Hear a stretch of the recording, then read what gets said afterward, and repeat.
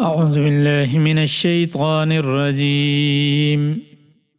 بسم الله الرحمن الرحيم. يا أيها الذين آمنوا كتب عليكم الصيام كما كتب على الذين من قبلكم لعلكم تتقون. أياما معدودات. فمن كان منكم مريضا أو على سفر فعدة من أيام أخر. وعلى الذين يطيقونه فدية طعام مسكين. فمن تطوع خيرا فهو خير له، وأن تصوموا خير لكم إن كنتم تعلمون۔ اے ایمان والو، تم پر روزے فرض کر دیے گئے ہیں جس طرح تم سے پہلے لوگوں پر فرض کیے گئے تھے، تاکہ تمہارے اندر تقوی پیدا ہو۔ گنتی کے چند دن روزے رکھنے ہیں، پھر بھی اگر تم میں سے کوئی شخص بیمار ہو یا سفر پر ہو تو وہ دوسرے دنوں میں اتنی ہی تعداد پوری کر لے۔ اور جو لوگ اس کی طاقت رکھتے ہوں وہ ایک مسکین کو کھانا کھلا کر روزے کا فدیہ ادا کر دیں۔ اس کے علاوہ اگر کوئی شخص اپنی خوشی سے کوئی نیکی کرے تو یہ اس کے حق میں بہتر ہے، اور اگر تم کو سمجھ ہو تو روزے رکھنے میں تمہارے لیے زیادہ بہتری ہے۔ اس سے پچھلی آیات میں، پچھلی اسباق میں سب سے پہلے انسانی جان کی حفاظت کا قانون بیان فرمایا، پھر مال کی حفاظت کا قانون بتلایا، اور مال میں بے جا تصرف سے منع فرمایا اور حق تلفی کو ناجائز قرار دیا، اور بتایا کہ یہ بات تقوی کے خلاف ہے۔ یعنی وہ دونوں باتیں جو بتائی، جان کی حفاظت اور مال کی حفاظت، وہ تقوی حاصل کرنے کا ذریعہ تھا، اور ان اصول کو بیان کرنے کا مقصد یہ ہے کہ تم اس پر عمل پیرا ہو کر تقوی حاصل کرو۔ آج کے سبق میں ارکان اسلام میں سے ایک اہم رکن روزے کا بیان ہے، اور جس طرح اس سے پہلے جو اصول بتلائے ان کا مقصد یہ تھا کہ تقوی حاصل ہو، وہ تقوی کے حصول کا ذریعہ ہیں، اسی طرح روزے رکھنے کی بھی غرض و غایت بھی تقوی کا حصول ہی بیان کی گئی۔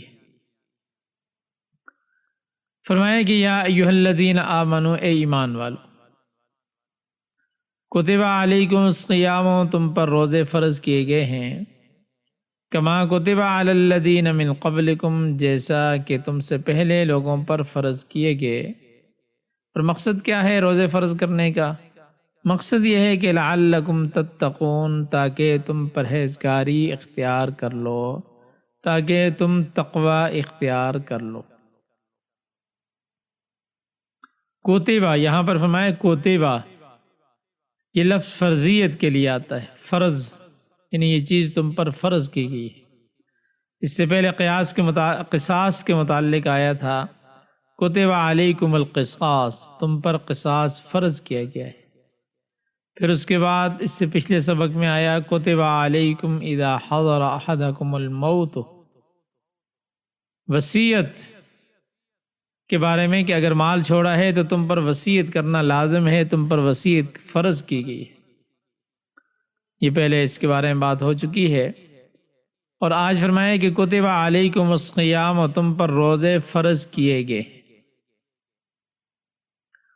روزہ کس چیز کا نام ہے؟ صوم۔ صوم عربی میں لفظ آتا ہے۔ صوم کے لفظی معنی ہے امساک، یعنی رکنے اور بچنے کے ہیں۔ صوم کے لفظی معنی جو ہیں وہ رکنے کے ہیں۔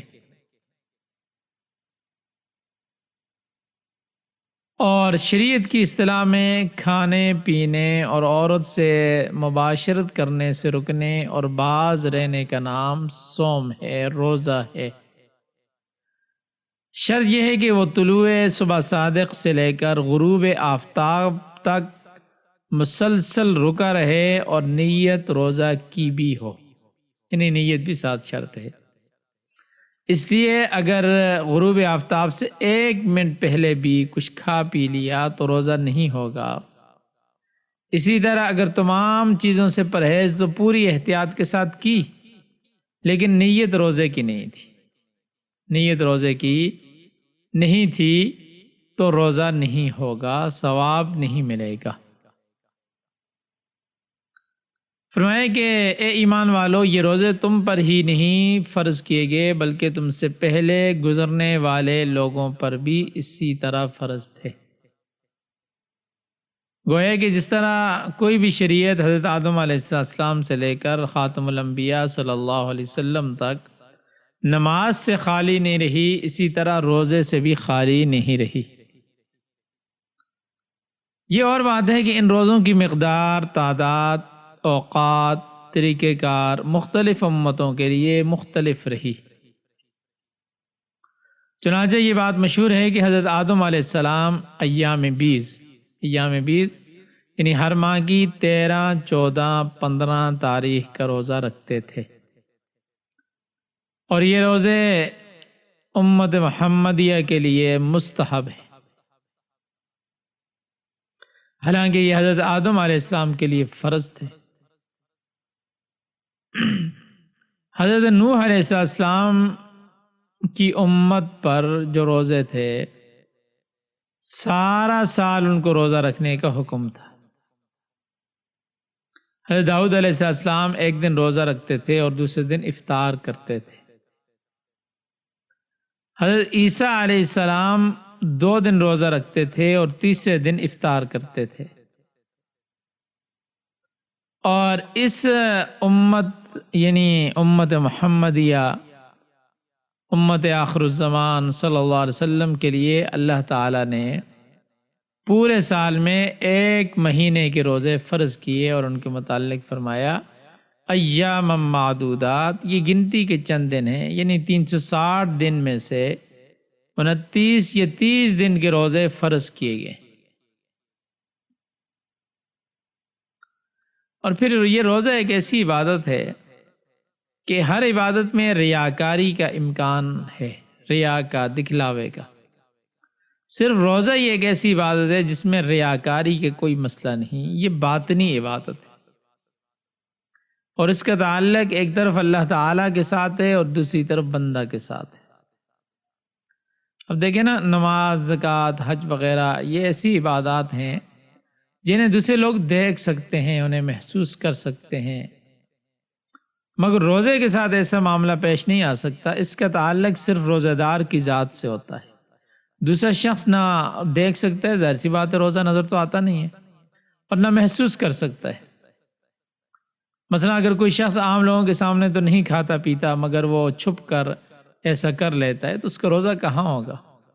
وہ لاکھ اعلان کرتا پھرے کہ میں روزہ دار ہوں، لوگ تو کہیں گے کہ ہاں بھائی روزہ دار ہے، مگر اس کی حقیقت کو وہ خود جانتا ہے، یا اللہ رب العزت جانتے ہیں کہ وہ روزہ دار ہے یا نہیں ہے۔ اور پھر روزے کے روحانی فوائد کے ساتھ ساتھ اس کے جو فضیلتیں ہیں دنیا اور آخرت کے اعتبار سے، اس کے بہت سے جسمانی فوائد بھی ہیں۔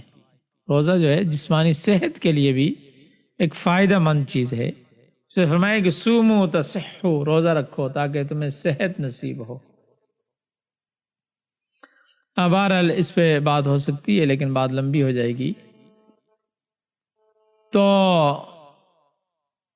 اسلام میں جو روزے ہیں وہ یعنی 30 دن کے روزے یا 29 دن کے روزے ہیں، یہاں پر فرضیت روزے کے لیے خطاب ایمان والوں سے ہوا ہے، اور فرمایا یا ایھا الذین آمنو، گویا روزہ ایمان کا تقاضا بھی ہے۔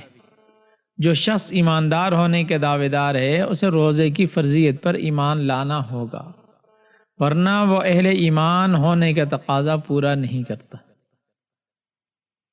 اور علماء کرام فرماتے ہیں کہ روزے کے ایک اہم فائدہ یہ بھی ہے کہ یہ قانون کی پابندی سکھاتا ہے کہ روزے کے ذریعے انسان ایک مقررہ وقت کے لیے حلال کھانا پینے سے رک جاتا ہے، اور مقصد اس کا یہ ہے کہ انسان قانون کا پابند ہو جائے۔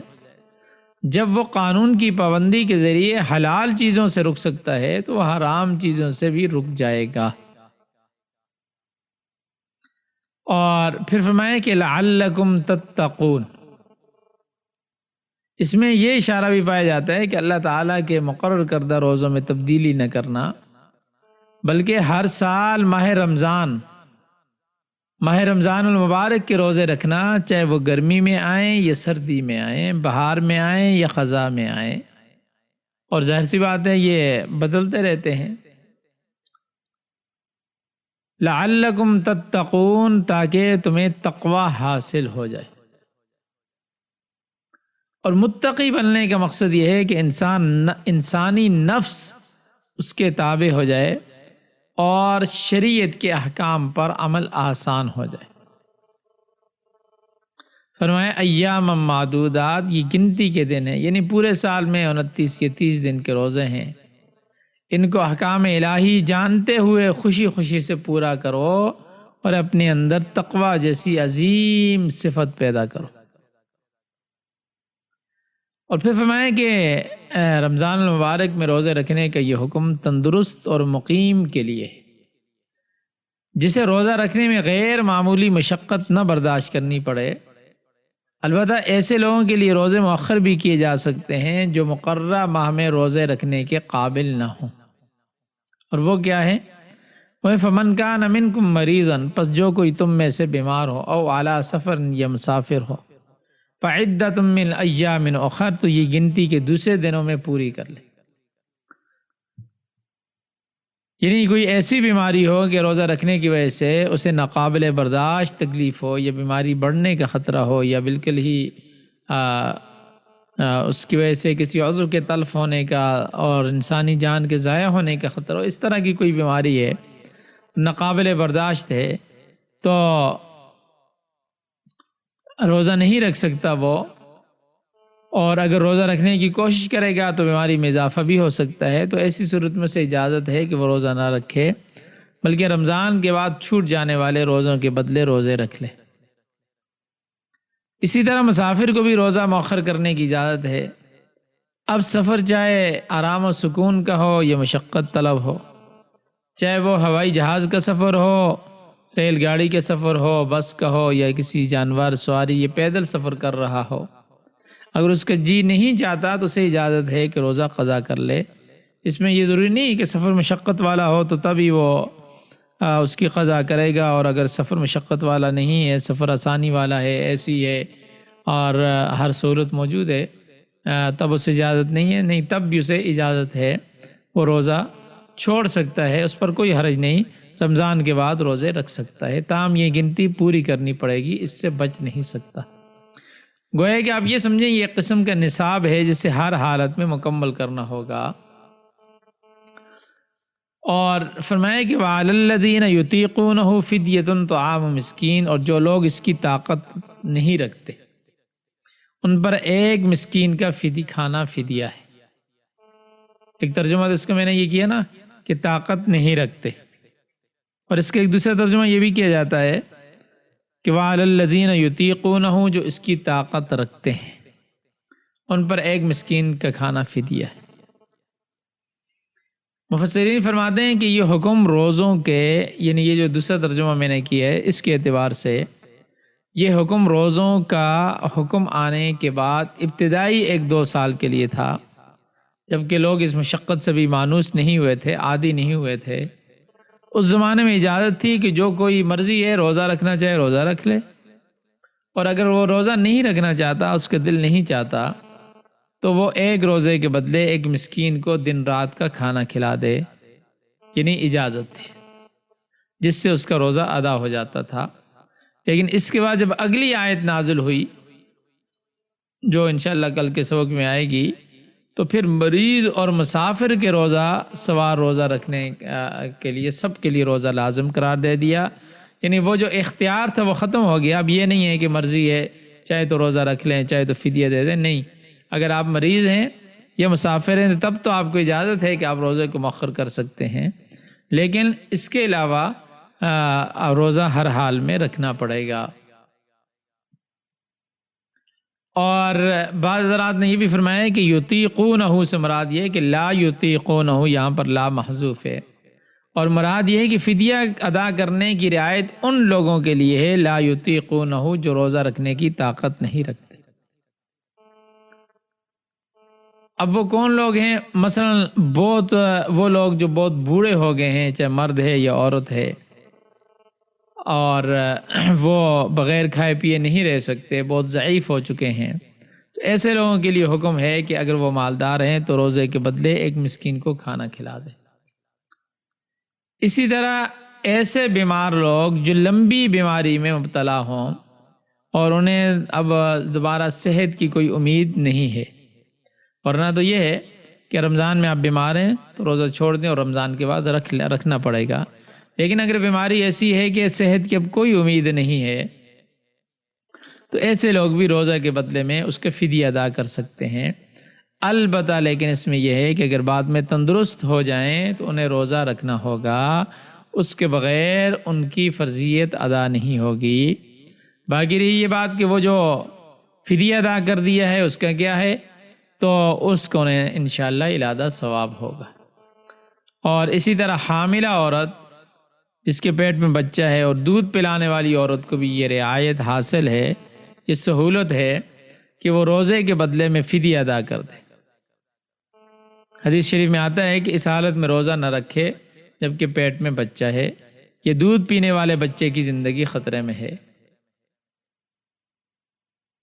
اور یعنی اگر وہ جس عورت کے پیٹ میں بچہ ہے وہ اگر روزہ رکھ لیتی ہے تو اس کی وجہ سے نقصان کا خطرہ ہے۔ یہ دودھ پلانے والی عورت ہے تو اگر وہ روزہ رکھتی ہے تو بچے کے لیے دودھ پورا نہیں ہوتا، تو ایسوں کے بارے میں یہ فرمایا کہ وہ بھی روزہ چھوڑ سکتی ہیں اور بعد میں ان کی قضا کر لیں۔ اور فرمایا کہ فمن تطوع خیرا فهو خیر له، اور جو کوئی خوشی سے نیکی کرے گا تو یہ اس کے لیے بہتر ہے۔ یعنی اگر شرعی عذر کے باوجود روزہ رکھتا ہے تو یہ بہت اچھی بات ہے اور روزہ رکھنے والے کے لیے بہتر ہے۔ ایک آدمی مسافر ہے، سفر میں، اسے روزہ چھوڑنے کی اجازت ہے، لیکن وہ اگر روزہ رکھ لیتا ہے تو فرمایا کہ یہ اس کے لیے بہتر ہے۔ فرمایا وَأَن تَصُومُوا خَيْرٌ لَكُمْ، یعنی اگر تم روزہ رکھتے ہو تو یہ تمہارے لیے بہتر ہے، ان کنتم تعلمون، اگر تم سمجھ رکھتے ہو۔ یعنی اگر روزہ رکھنے میں بہت سے فوائد حاصل ہوتے ہیں، اس کے ذریعے نفس کی اصلاح ہوتی ہے، قانون کی پابندی کرنے کی عادت پڑتی ہے، جس کی وجہ سے شریعت کے باقی احکام کی تعمیل آسان ہوتی ہے، اور انسان کے لیے اس کے علاوہ درجات کی بلندی کا ذریعہ ہے۔ اس لیے فرمایا کہ اگر تم سمجھ بوجھ رکھتے ہو تو تمہارے لیے روزہ چھوڑنے کی بجائے روزہ رکھنا ہی یہ زیادہ بہتر ہے، زیادہ افضل ہے، اس لیے روزہ رکھ لینا چاہیے۔ ہاں اگر ظاہر سی بات ہے کوئی ایسی بیماری ہے تو ظاہر سی بات ہے اس میں تو اجازت ہے، تو لیکن یہ ہے کہ اگر روزہ رکھ لیں تو بہتر ہے۔ اب اس میں جو فدیہ آیا ہے، فدیہ کتنا ہے؟ تو ایک روزے کا فدیہ جو ہے نصف صاع گندم، یہ اس کی قیمت، اور یہ نصف صاع جو ہے آج کل کے زمانے میں چونکہ صاع تو نہیں ہوتے، تو یہ تقریباً جو ہے نا 2.25 سیر ہو جاتی ہے، 2.25 سیر بنتے ہیں۔ تو اس کی قیمت بازار سے معلوم کر کے کسی غریب مسکین کو مالکانہ طور پر دے دینا ایک روزے کا فدیہ ہے۔ چونکہ میں نے بتایا نا مالکانہ طور پر، یعنی اس کو مالک بنا کر، اسی وجہ سے فدیہ جو ہے کسی مسجد مدرسہ کی خدمت کے معاوضہ وغیرہ میں نہیں ہو سکتی، یا کسی تعمیر وغیرہ کے اس طرح کے کام، کیونکہ اس میں مالک بنانا ہے کسی غریب مسکین کو۔ اور ایک مسئلہ یہ بھی ہے کہ ایک روزے کے فدیے کو 2 آدمیوں میں تقسیم کرنا، یعنی ایک روزے کے فدیے ایک مثال کے طور پر 120 روپے بنتا ہے، 50 ایک کو دے دیا، 60 دوسرے کو دے دیا، 60 ایک کو دے دیا، 60 دوسرے کو دے دیا، ایسا کرنا یہ جائز نہیں ہے، یہ درست نہیں ہے۔ یہ اسی طرح چند روزوں کے فدیے کو ایک ہی شخص کو ایک تاریخ میں دینا یہ بھی درست نہیں ہے۔ بعض علماء نے یہ مسئلہ نقل کیا ہے، لیکن بہرحال اب فتویٰ اسی بات پر ہے کہ یہ دونوں صورتیں جائز ہیں، اور بالکل آپ سارا فدیہ جو ہے ایک ہی کو دے سکتے ہیں، ایک ہی مسکین کو فدیہ سارا دے سکتے ہیں۔ اور ایک مسئلہ اور ہے کہ اگر کسی کو فدیہ ادا کرنے کی بھی وسعت نہ ہو تو وہ فقط استغفار کرے، یعنی ایک بیچارہ اتنا غریب ہے کہ اس کے پاس کھانے کے لیے، اپنے کھانے کے لیے کچھ نہیں ہے، تو پھر اس کے لیے یہ ہے کہ وہ استغفار کرے، اور یہ دل میں یہ نیت رکھے کہ جب ہو سکے گا میں ادا کروں گا، تو انشاءاللہ اللہ تبارک و تعالی معاف کرنے والے ہیں۔ اب ترجمہ دیکھ لیں۔ یا ایھا الذین آمنوا، اے ایمان والو، کتب علیکم الصیام کما کتب علی الذین من قبلکم،